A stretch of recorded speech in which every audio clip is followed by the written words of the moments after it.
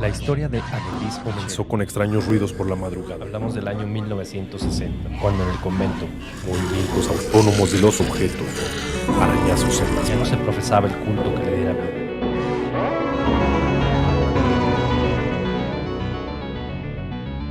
Hablemos de terror.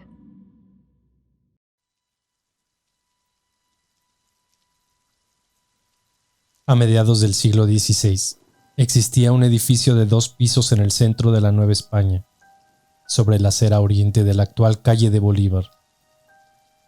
Su aspecto frío y lúgubre correspondía con sus funciones. Era el albergue de los oidores, temidos funcionarios del Santo Oficio. Día con día, los oidores se reunían en este sitio para acordar los castigos que impondrían a los herejes, brujos y relapsos. Alrededor de la mesa, sus mentes enfermizas trabajaban sin parar, deseosos de imponer tortura a quienes profesaban una religión contraria a la católica, como los llamados judaizantes, o que practicaban métodos curativos que eran calificados invariablemente de brujerías. El Santo Oficio perseguía a cualquiera que amenazara la fe, incluyendo especialmente a aquellos que habían logrado hacerse de fortuna y bienes, todo lo cual terminaba en manos del clero, ya fuera que el condenado, encontrado culpable, fuera ejecutado, o bien, si éste consiguiera la absolución, cuyo favor era obtenido una vez que aceptara donar sus riquezas al clero, con tal de salvarse. Entre los funcionarios destacaba el oidor Pedro de Montoya, por su dureza y sadismo. Su fama había llegado hasta la península, donde se recomendaba a quienes viajarían próximamente a la Nueva España tuvieran cuidado de él. Durante su gestión, muchas personas murieron por decisión suya, en forma cruel y despojados de su fortuna. El descontento de la población cada vez era mayor. Las críticas hacia los oidores y hacia Pedro de Montoya en especial fueron tantas que el virrey, don Luis de Velasco II, temió desórdenes mayores. Así, por real mandato, el virrey ordenó una investigación y posteriormente la clausura del edificio de los oidores. Cerró sus puertas al fin, la Casa del Odio, como se llamaba en ese tiempo. A partir de entonces, la existencia del oidor Montoya fue en declive. Las autoridades ordenaron su destitución y como castigo, el virrey decidió que sus bienes y capital pasarían al clero y al rey por partes iguales. Montoya se había transformado en un hombre pobre que vivía escondido para evitar la venganza de las familias de aquellos a quienes había mandado matar. Se cuenta que murió en la más lastimosa de las miserias y fue sepultado en una fosa común. La casa de los oidores permaneció cerrada en completo abandono hasta que en el año de 1711 se alojaron provisionalmente en ella los misioneros del Espíritu Santo, dada la incapacidad del cercano convento de San Francisco. Y aquí es donde comienza la leyenda. Desde la mañana en que se trasladaron, los frailes se ocuparon en limpiar el polvo, las telarañas y basuras acumuladas en tanto tiempo. Acomodaron sus camastros de madera en corredores, habitaciones y salones, y así les dio la noche. Fray Tobías, Fray Peredo, Fray Domingo y el joven religioso Antonio de Fragoso ocuparon el gran salón de los oidores. Instalaron sus camastros, uno junto al otro. Detrás de estos se alzaban las cajas de gruesa madera. Al frente, a unos 5 metros, se encontraba la mesa de reunión de los oidores. Dispuestos a descansar, después de la ardua jornada, uno de ellos bostezaba, el otro leía la Biblia. Uno más reposaba cuando Fray Tobías ordenó: «Hermanos, tratemos de descansar. Mañana nos aguarda un día de mucha actividad». «Tiene razón. Apaguemos las velas y que Dios vele nuestro sueño, hermanos», dijo Fray Peredo. No había transcurrido mucho tiempo de haberse apagado las velas. Los frailes dormían tranquilamente, cuando un ruido extraño los despertó.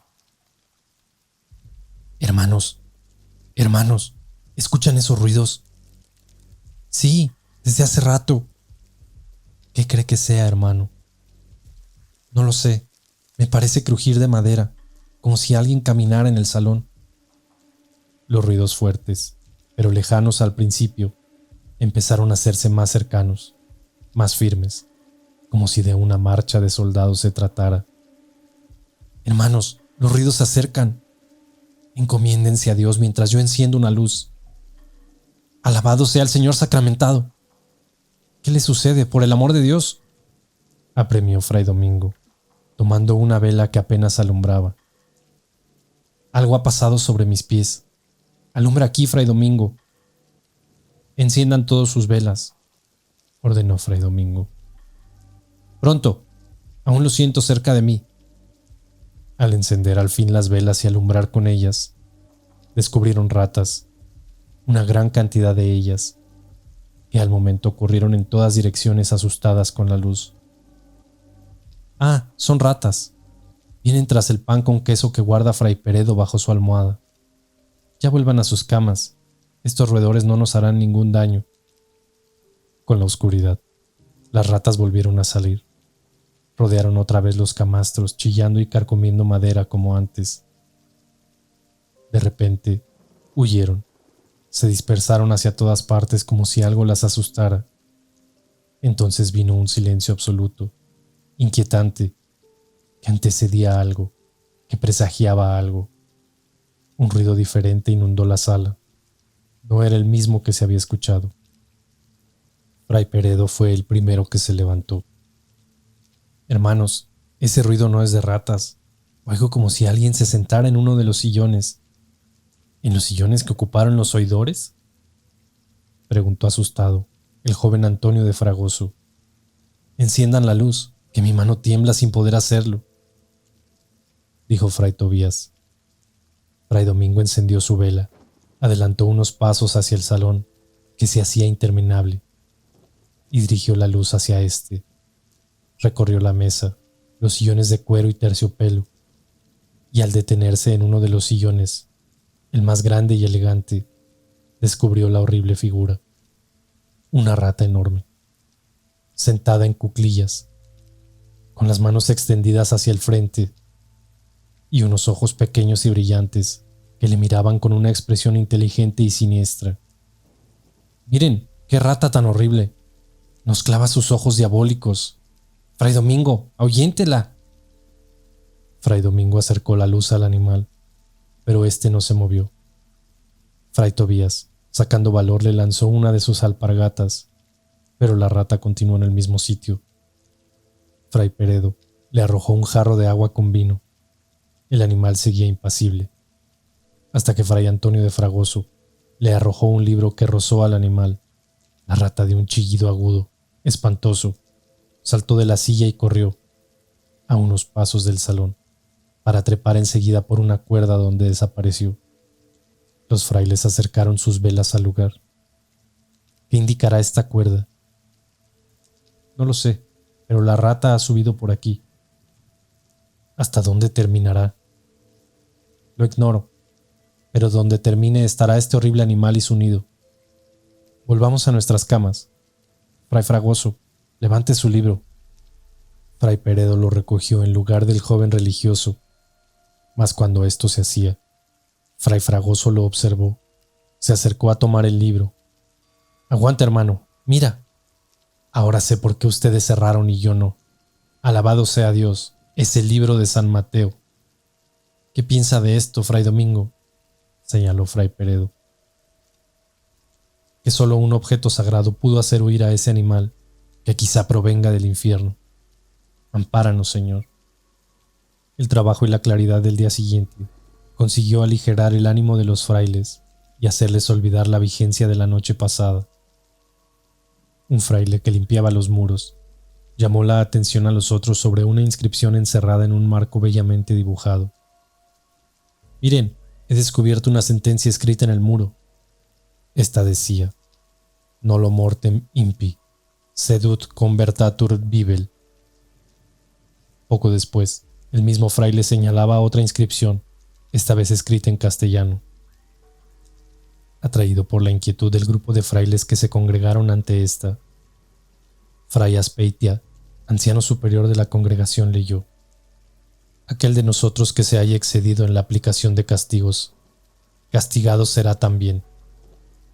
La campana del perdón no tocará hasta que su alma sea purificada. Los padres preguntaron por el significado de la sentencia, y para responderlo, Fray Azpeitia los condujo hasta el salón de los oidores, en cuyo extremo colgaba una cuerda. «Ven esta cuerda». Al mirarla, Fray Domingo palideció. Pensó para sus adentros: «Alabado sea Dios, es la misma por donde anoche subió la rata». Entonces preguntó a Fray Azpeitia: «¿La campana del perdón?» «No la conozco, padre». La tocaban los oidores cuando el reo, condenado al cadalso, era perdonado. Su sonido se escuchaba hasta el edificio de la Santa Inquisición.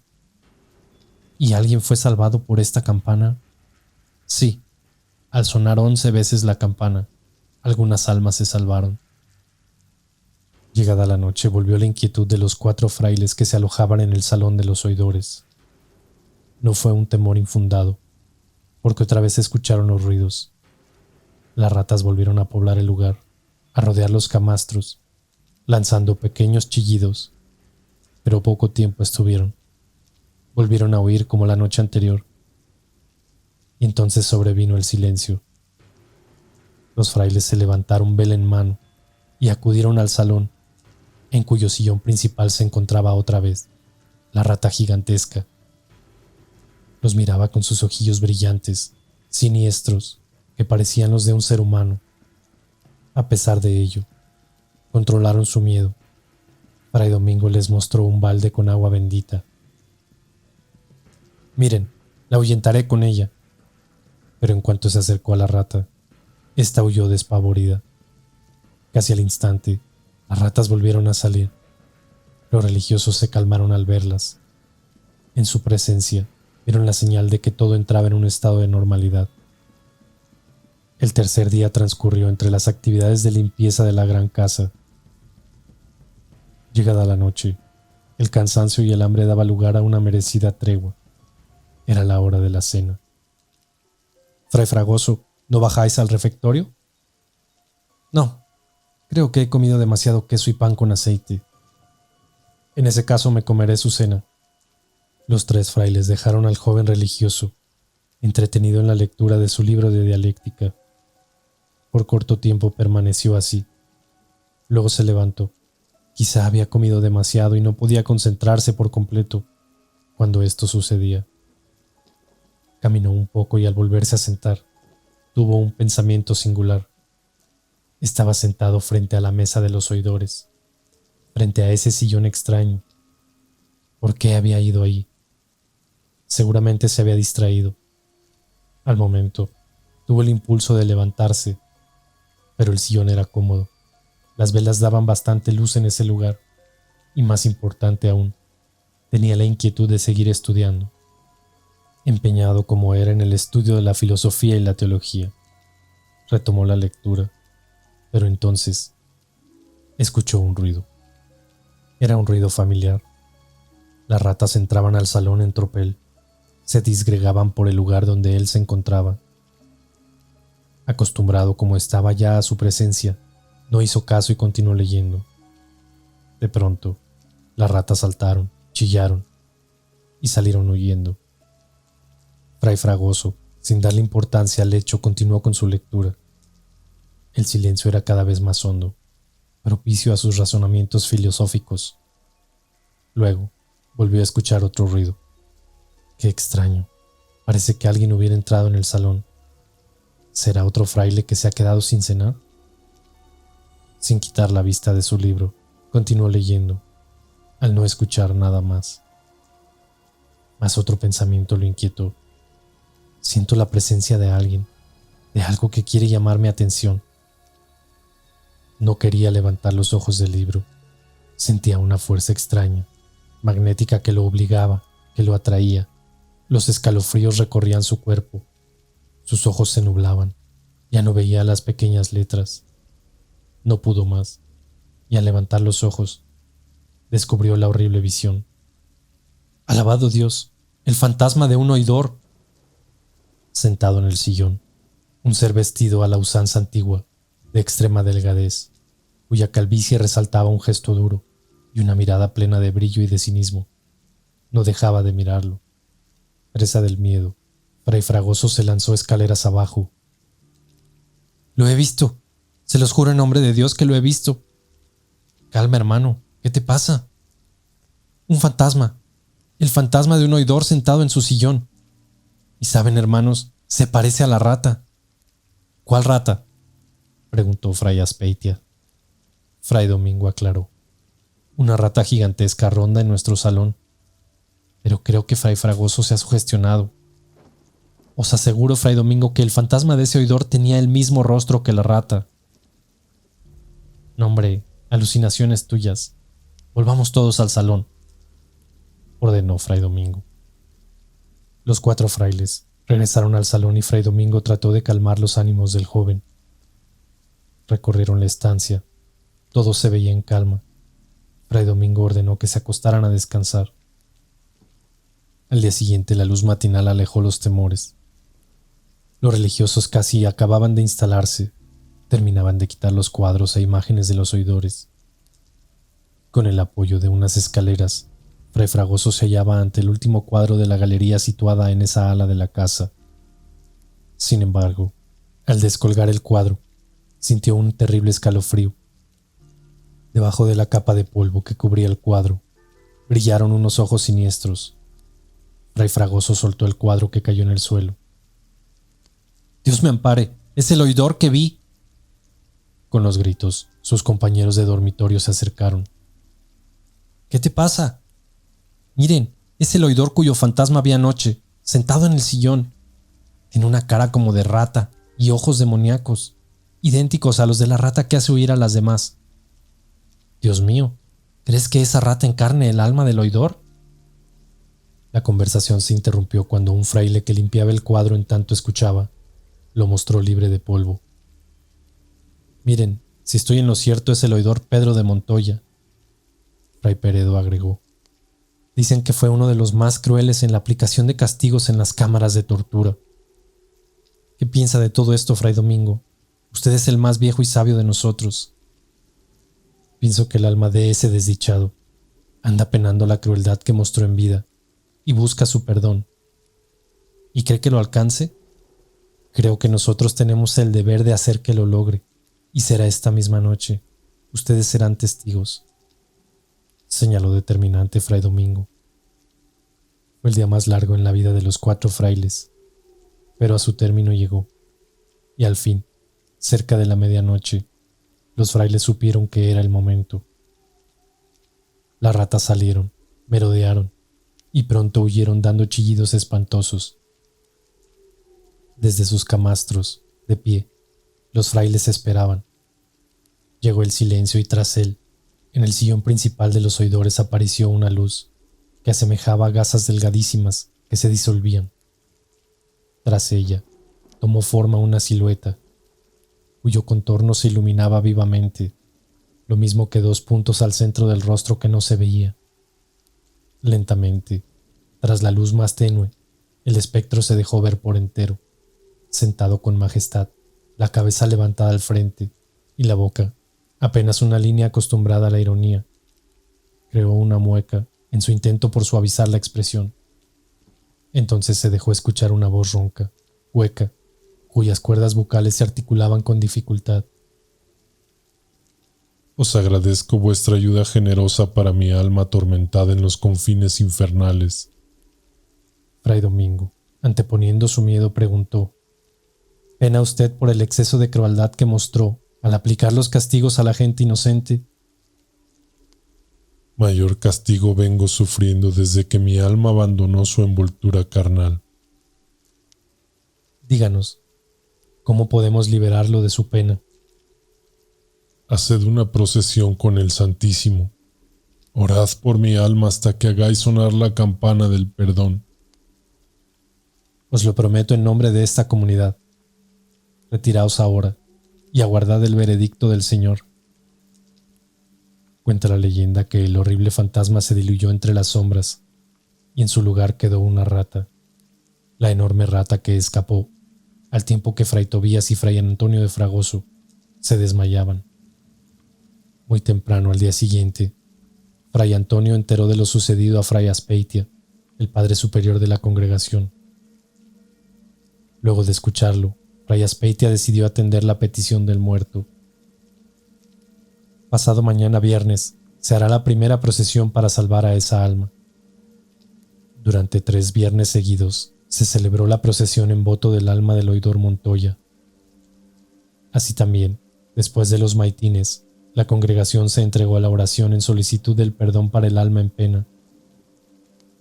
Una noche, por fin. Escuchen, hermanos, la campana del perdón está tañendo. Bendito sea Dios que nos ha escuchado. Irá a su descanso el alma del oidor Montoya.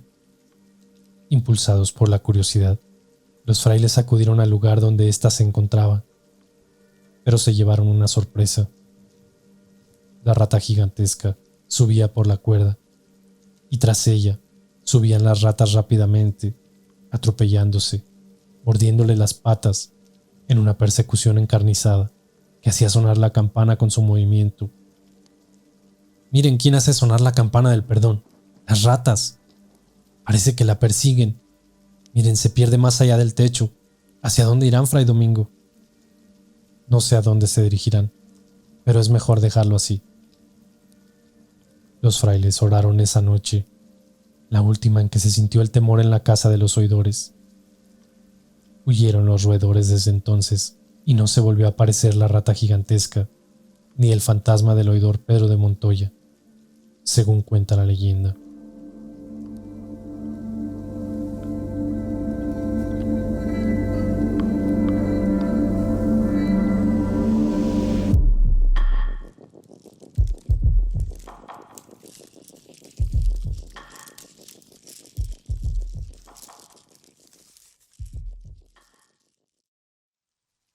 Esta historia se remonta a los viejos caminos de Herradura, a las viejas haciendas, donde los españoles poseían inmensas extensiones de tierra. Humillaban a los indios, los golpeaban, hacían y deshacían a su antojo. Poseían grandes riquezas que se contaban en cabezas de ganado y cofres repletos de monedas en oro y plata. Si nos referimos un poco a la historia, fue entonces cuando el pueblo se levantó en armas y lucharon por un solo sueño llamado revolución. Los años de dictadura porfirista estaban por concluir. Las voces del pueblo reclamaban un nuevo dictador, llamado Huerta, y las matanzas y despojos no se hicieron esperar. Los campesinos se levantaron en armas. Tumultos de gente cegada exigían su libertad, y de nada servía ya la palabra lealtad. Todos asesinaban no solo a los hacendados, sino a su familia entera, con los más dolorosos y atroces tormentos que la mente humana pudiera crear. Pronto, las haciendas se convirtieron en ruinas. Todos los caminos llevaban a un solo destino: la muerte, de la que no escaparon los moradores de la hacienda del Aljibe. Don José de Alvarado, el hombre más poderoso de la región, se encontraba en sus aposentos, cuando su capataz entró a la hacienda gritando: «¡Vienen los revolucionarios!». Hacía eco aquella tormentosa voz: «Don José, han tomado la hacienda de don Jorge. Hay quienes dicen que ya vienen para acá». «¿Estás seguro?», preguntó con gran asombro. «¿Y don Jorge ha muerto?», continuaba relatando el capataz. «Son cientos y le han dado muerte a don Jorge, su familia y a toda la gente de confianza. Señor, tenemos que salir de aquí». Don José pensó fríamente y al fin decidió: «Reúne a toda la gente en el patio de la hacienda. Dales armas, incluso hasta los niños. Ordénales que se aposten a los lados del camino». «Sí, señor». El capataz corría de un lado para otro, llevando armas y dando consejos a todos para que supieran cómo disparar. A pesar de eso, todo esfuerzo era para entonces inútil. Ya los revolucionarios cabalgaban cerca de la hacienda. Fue entonces cuando comenzaron los disparos acompañados de los fuertes gritos de las mujeres y los niños, que corrían sin cesar. Mientras tanto, en la hacienda, don José, con gran ambición y cegado por la fortuna que tenía, hizo un pacto con el demonio. A ti te encargo mi fortuna, para que nunca sea de aquella gente miserable que hoy llenan mis tierras con dolor y sangre. Tomó a su gente de confianza y corrió hacia una entrada secreta, la cual conducía a una enorme cueva al filo de aquel monte. El túnel era tan grande que podían pasar carretas y hombres cabalgando. Como era tan poderoso, tenía mucha gente a su disposición. La batalla duró por horas, ya que el parque de ambos parecía no tener fin. Aquel hombre solo pensaba en esconder de la mejor manera sus riquezas y no pensó ni un momento en su familia. Pero pronto el remordimiento llegó, aunque bastante tarde. Cuando regresó a la hacienda, esta ya estaba ocupada y la gente se encontraba enjuiciando con mano propia a su esposa y sus 2 hijas, a quienes con horror pudo ver cómo les quitaban la vida. Todos sus esfuerzos fueron en vano. Lo único que consiguió fue que lo apresaran a él también, y en poco tiempo estaba siendo torturado para que confesara dónde había ocultado su dinero. Fue entonces cuando en su pensamiento visualizó a 15 hombres de confianza en la cueva, a los que él mismo estaba matando, y acordándose de las palabras y juramentos que le hacía al demonio. Maldigo este dinero, y todo aquel que lo quiera poseer sufrirá la penosa muerte a la que yo ahora mismo me entregaré. Entonces les gritó con furia a la cara: aquel que quiera mis riquezas, aquel que pase por su pensamiento el quedarse con mis tierras, será muerto por un demonio. Y fue así como encontró su muerte, la más horrenda de aquellos tiempos. Pasaron los años y la revolución terminó, pero esta historia continuó en la memoria de los ancianos que la delegaron a sus hijos y estos a sus hijos, pasando de generación en generación. La existencia de la cueva se volvió una leyenda, buscada por todos aquellos que quieran poseer las cuantiosas riquezas de aquel hacendado. Luis, un pequeño joven de apenas 17 años, escuchó 1000 veces esta historia que le relataba a su abuelo, aunque no pasaba de ser una simple leyenda, hasta que cierto día, pastando sus ovejas, encontró algo que cambiaría su vida para siempre. «Ven acá», le gritaba desesperado a la oveja extraviada. «¿Dónde se habrá metido?», se preguntaba a sí mismo. Ya estaba oscureciendo y su abuelo le había prohibido mirar hacia el aljibe al ocultarse el sol. Pero al mismo tiempo sabía que si regresaba sin la oveja, su patrón lo regañaría a tal grado de descontarle de su sueldo el valor del animal. Aquel muchacho, que era curioso como todos los de su edad, comenzó a subir por una ladera del cerro, encontrando alimañas, pero nunca visualizando aquella oveja. Trepando por una loma, encontró una gran piedra. No dudó subirse en ella, ya que quizá arriba podría mirar mejor dónde se había metido la oveja. Después de todo, nunca había visto piedra similar. Estando arriba, pudo mirar en ella grabados unos pies con una mano y una flecha. Fue entonces cuando por su mente atravesaron las palabras de su abuelo. La cueva encantada se encuentra en la dirección que marca una piedra. Y sin temor alguno, caminó hacia allá. Pero la oscuridad de la noche se hacía más próxima, por lo que tuvo que volver al pueblo sin la oveja, pero sí con la esperanza de que al día siguiente encontraría la famosa cueva. Al llegar al pueblo, lo sorprendió una terrible bruma, y ante ella unos hombres con lámparas y su abuelo con un gran garrote. «Muchacho travieso», Te he dicho 1000 veces que no te quedes en ese monte tan tarde. Ese monte está encantado. ¿No puedes entenderlo?, decía todo enojado. Sí, abuelo, pero he visto algo que le sorprenderá. ¿Estás loco? Nada de sorpresas. Una paliza es lo que te mereces. No, abuelo, digo la verdad. He visto la piedra que apunta hacia la cueva. ¿Qué dices?, preguntaron con asombro los hombres que acompañaban al abuelo. El muchacho sintió que ganó terreno y decidió continuar. La he visto, sé dónde está. ¿Y crees que nos puedas llevar?, preguntó un valiente hombre. No lo creo, estoy seguro. Marqué bien el camino y sé cómo volver allá. Todos los presentes acordaron volver a aquel lugar en cuanto la luz del día se los permitiera. A la mañana siguiente, todos se reunieron en la casa del viejo, pero Luis parecía no acordarse, pues aquella noche durmió más de lo habitual, razón por la cual tuvo que intervenir el viejo para levantarlo y ponerlo de pie como guía. Todos murmuraban y fantaseaban con respecto a lo que harían con el dinero.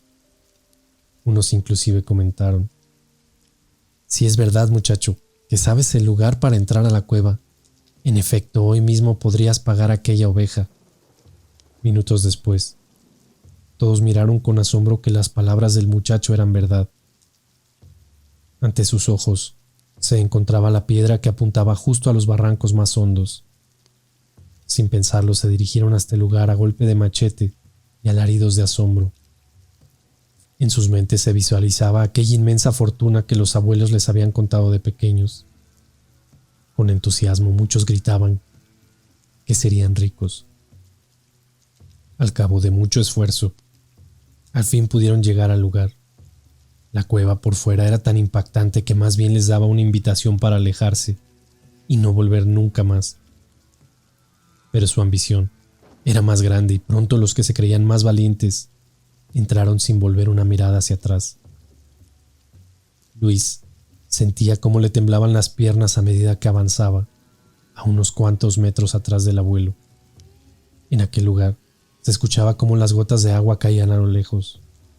Al pie de la gran caverna se sentía una fuerte brisa y un olor nauseabundo. Muchos hombres del grupo comentaban entre sí: es mejor regresar al pueblo. Sí, yo no me aventuraré, respondían los otros. Justo cuando dieron la media vuelta, se escuchó cómo un animal cuadrúpedo se acercaba hacia ellos.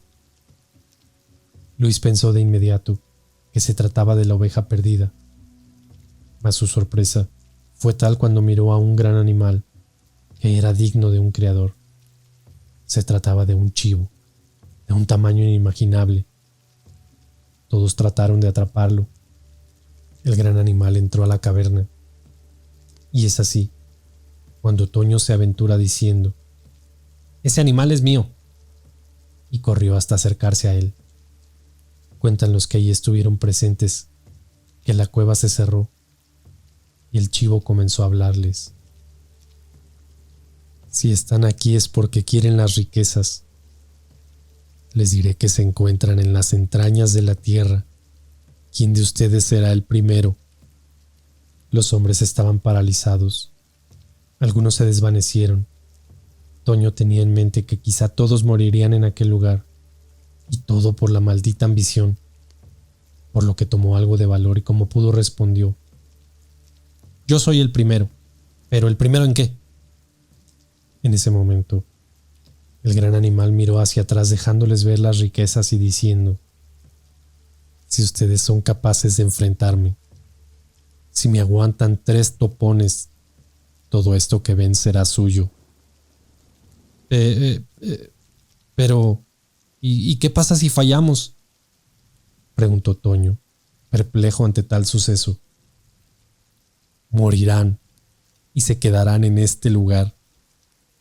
Justo en ese momento, se comenzaron a escuchar los gritos de dolor, angustia y desesperación que provenían de las entrañas de aquella cueva.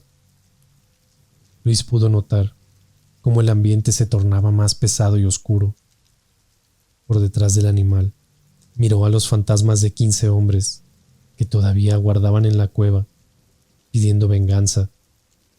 Su amo los había entregado a aquel ser infernal que ahora clamaba sediento por las almas de aquellos que todavía continuaban con vida. La rabia del animal crecía al mirar que nadie se atrevía a enfrentarse a él, ni siquiera cegados por su ambición. ¿No quieren poseer el oro?, preguntó aquel ser que parecía crecer más, situación que no les pareció extraño, ya que las creencias populares indicaban que todo ser maligno se alimentaba del miedo de los humanos. Toño pudo reponerse para así poder contestar por el resto de sus compañeros. No queremos tu oro. Queremos que nos dejes ir. Nadie va a enfrentarse a ti, ni por todo el dinero del mundo lo haríamos.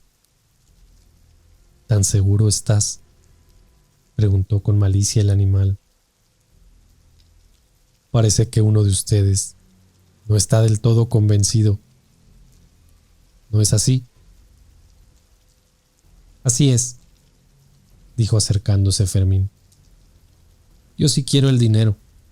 Entregaría mi alma con tal de poseerlo. Y fue así cuando todos los hombres con horror vieron caer a su compañero, que no logró aguantar ni siquiera el segundo topón.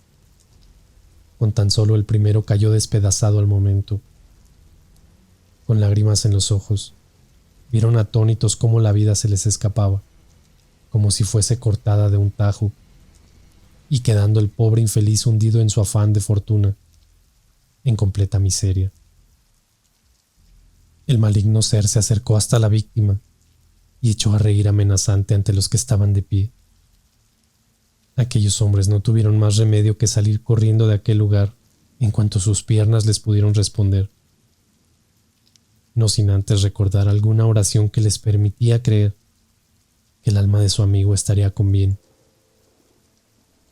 Ninguno pudo mirar hacia atrás, a excepción de Luis, quien una vez que se sintió a salvo en el pueblo, confesó haber vuelto su mirada lo suficiente como para ver que aquel animal se había convertido en un hombre vestido de negro que se aproximaba al cuerpo inerte de su amigo. Desde aquel día, prometieron que advertirían a la comunidad entera los peligros que en aquella cueva existía. Sin embargo, nunca faltó algún desdichado que quisiera enfrentarse a tan cruel animal con el único deseo de poder tomar aunque fuera una de aquellas preciadas monedas.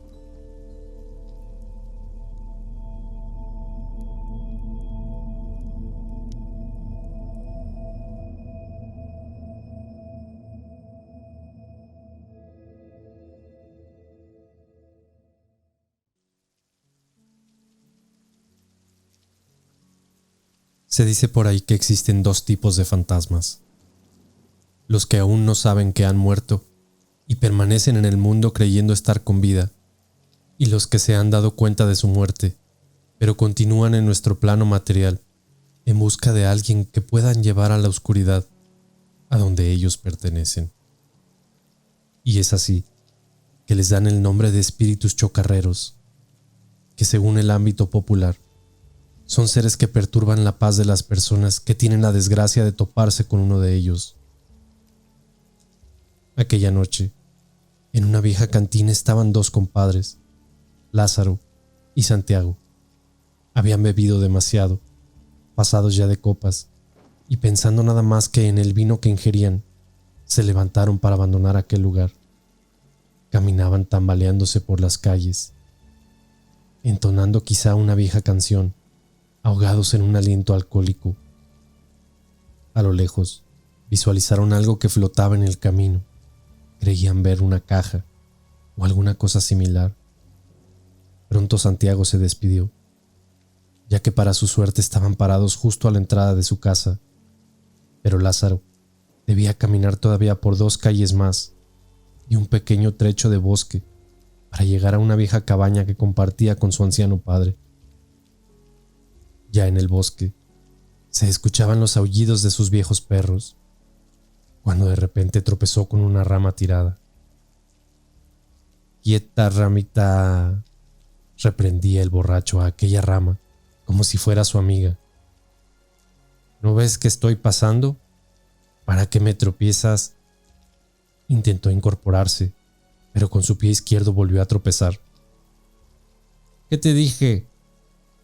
Continuaba con la charla como si esperara que aquel pedazo de árbol pudiera responderle.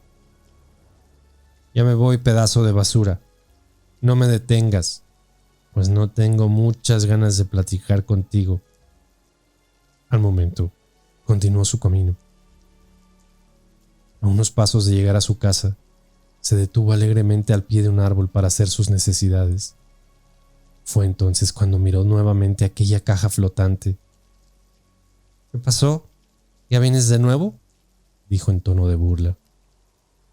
Mas su sorpresa se acrecentó cuando pudo notar que se trataba de una caja de muerto. No podía creer lo que sus ojos miraban esa noche. Intentó ponerse a salvo de sus alucinaciones, pero su tormento creció al mirar a un hombre ahorcado arriba del árbol. Lázaro intentó escapar, pero cuando dobló el camino hacia la derecha, tropezó de nuevo con una rama y cayó precipitadamente. Allí pudo ver con horror que había otro hombre decapitado, el cual aún se movía entre las hojas. Tomó como pudo el paso y corrió sin detenerse hasta llegar a su casa. Llamó con gran desesperación. Cuando el viejo abrió la puerta, el muchacho cayó desfallecido. Es así que no supo más de aquella terrible experiencia. Solo recuerda que al siguiente día, al toparse a la hora de siempre con Santiago, no quiso ir más a la cantina.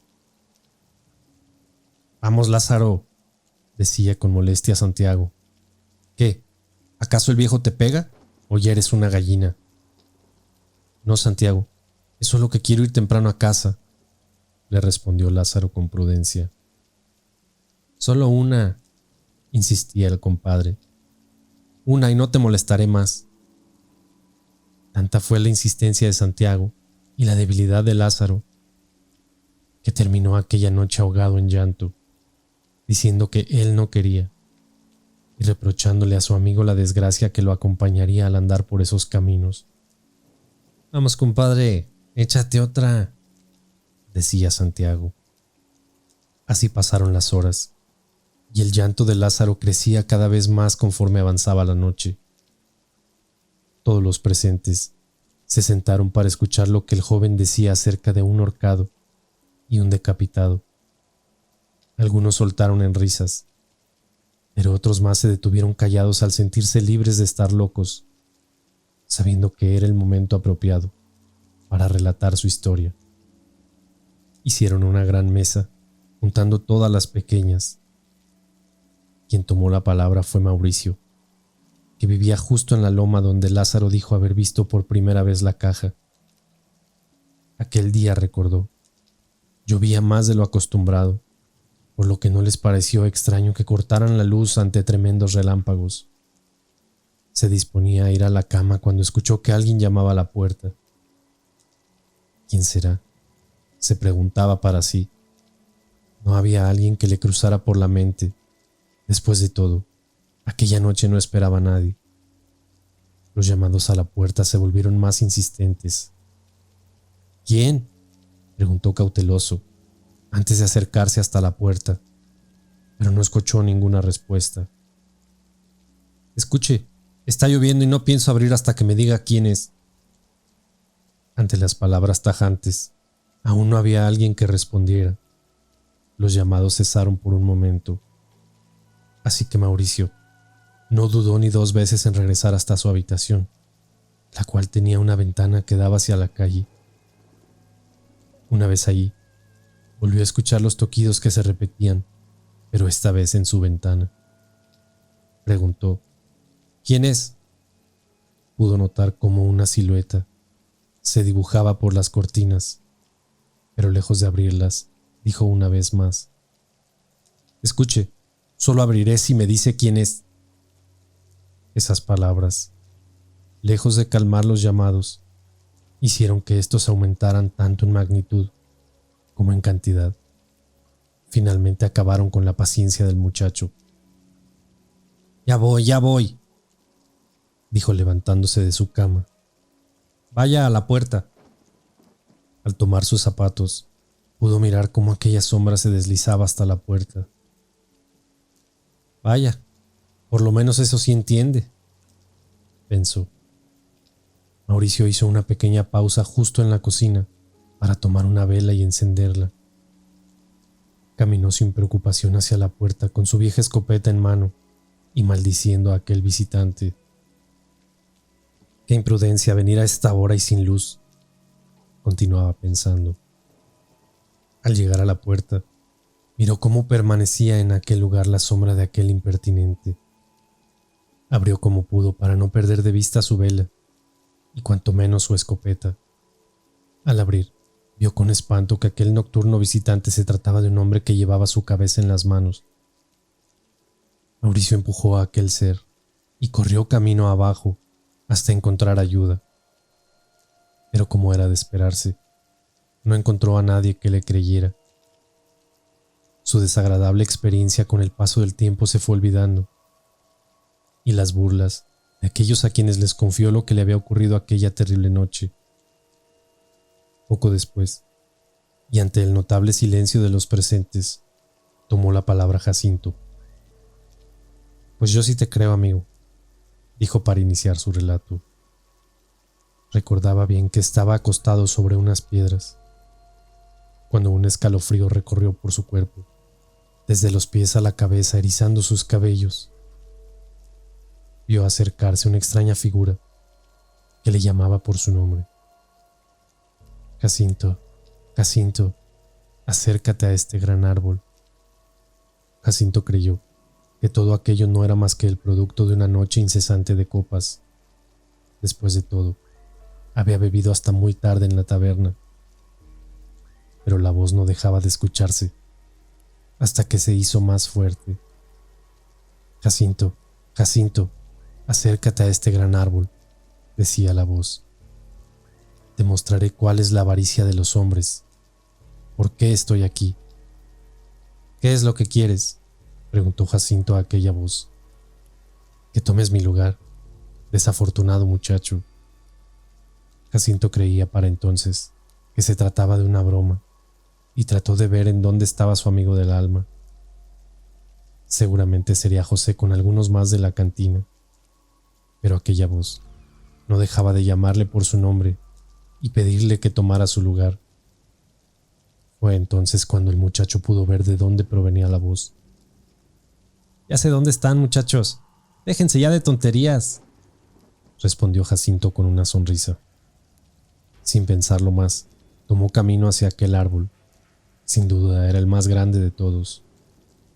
Pero ¿cómo pudieron inventarse esa historia?, pensaba para él mismo.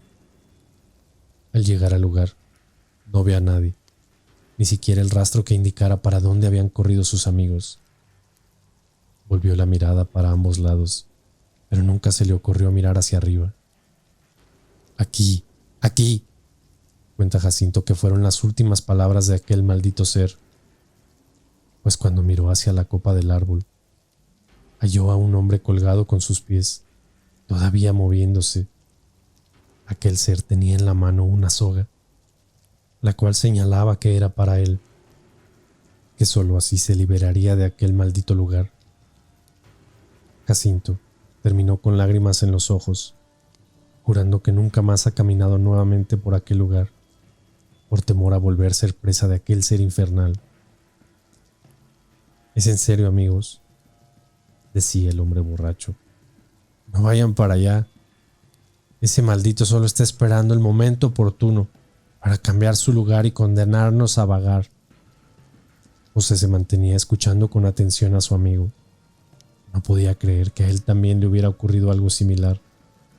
Hacía días que no quería contárselo a nadie por miedo a las risas y a las habladurías. Pero aquel momento era el propicio para hacerlo. Después de todo, los presentes estaban bastante tomados y quizá para mañana ya no recordarían nada. Y de esta manera inició su narración. En la cosecha de aquel año, José tuvo que quedarse a dormir en el campo debido a los pequeños saqueos que se venían realizando a los cultivos vecinos. Ya llevaba con esa 3 noches, donde todo le había parecido normal y tranquilo, por lo que no dudó en llevar unas cuantas cervezas para la noche siguiente. Se encontraba en un pequeño tejabán maltrecho. Allí tenía su camioneta de color azul y a su viejo perro que apenas podía moverse. Metió todo lo necesario y justo antes de dormir bebió por lo menos 6 cervezas. Pasadas unas horas, el sueño terminó por vencerle. Al menor ruido de su perro, recordaba el muchacho que se incorporaba para poder ver y enfrentar a los amigos de lo ajeno. Al despertar se imaginaba cómo iba a detenerlos. Tal vez cruzaba por su mente la paliza que le darían, pero ¿qué más daba? Si podía evitar aunque fuera con eso el robo.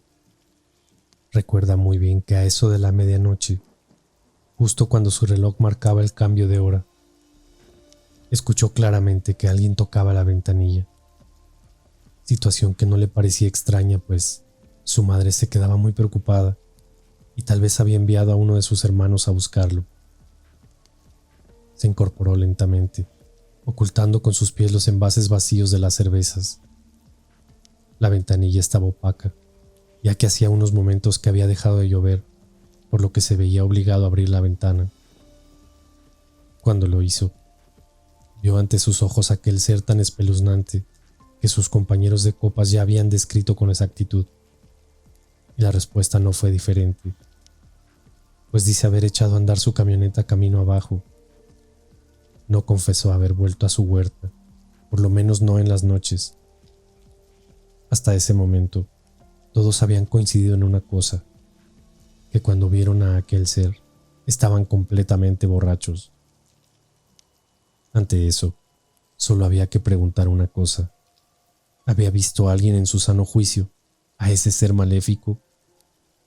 El silencio no se hizo esperar. La respuesta al momento salió a relucir. Todo aquello no había sido más que el producto de su imaginación, acompañado y envalentonado con los efectos del alcohol. De pronto, y ante esa conclusión, el semblante de todos los presentes cambió, para dar rienda a las risas y peticiones de copas. Pero aquella alegría les duró muy poco, pues al final de la cantina, justo en el último banco se encontraba Florentino, que enseguida hizo uso de la palabra. Cuando lo vi, estoy seguro que no estaba tomado, dijo con gran aseveración. Todos volvieron sus miradas. Cierto era que el día en que Florentino dijo haber visto aquel espectro, no había llegado en toda la noche a la cantina, y a la mayoría les constaba que el muchacho no había bebido más de la cuenta desde hacía un mes, y mucho menos se quedaba a deshoras en la calle.